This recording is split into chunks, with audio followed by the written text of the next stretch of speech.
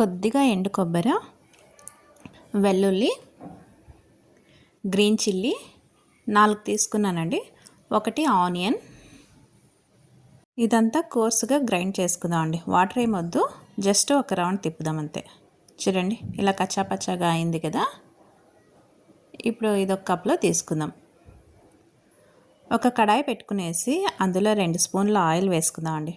Oil వేడెక్కిన తర్వాత ఉద్దిబ్యాళ్ళు, ఆవాలు, జీలకర్ర వేసుకుందాం.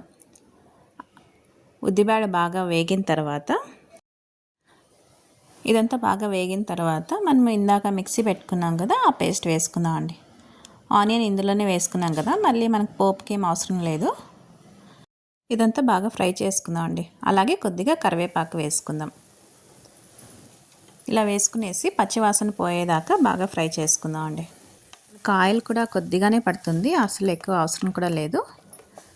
ఇలా అంతా బాగా ఫ్రై అయింది కదా.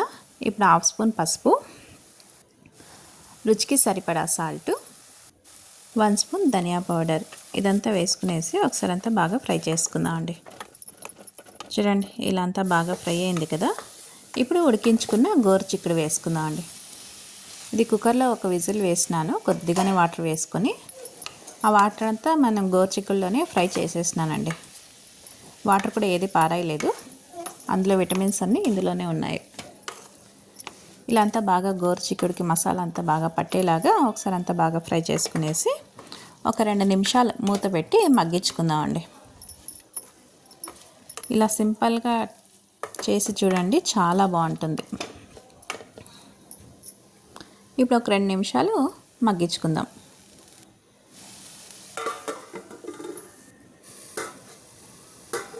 చూడండి 2 నిమిషాలు అయిపోయింది కదా. గోరుచిక్కుడు అంతా బాగా మగ్గిపోయింది. ఇప్పుడు సన్నగా కట్ చేసి పెట్టుకున్న కొత్తిమీర వేసుకొని ఒకసారి అంతా బాగా కలిపేసుకుని ఇక సర్వింగ్ బౌల్లో తీసుకుందామండి. మనం ఇది వైట్ రైస్ కలుపుకున్నా కూడా చాలా బాగుంటుంది టేస్ట్. చపాతీకి, జొన్న రొట్టెకి, అలాగే సైడ్ డిష్గా కూడా చాలా బాగుంటుందండి. పప్పుచారు చేసుకున్నప్పుడు, దాల్ చేసుకున్నప్పుడు. ఇలా సింపుల్గా గోరుచిక్కుడు ఒకసారి ట్రై చేయండి.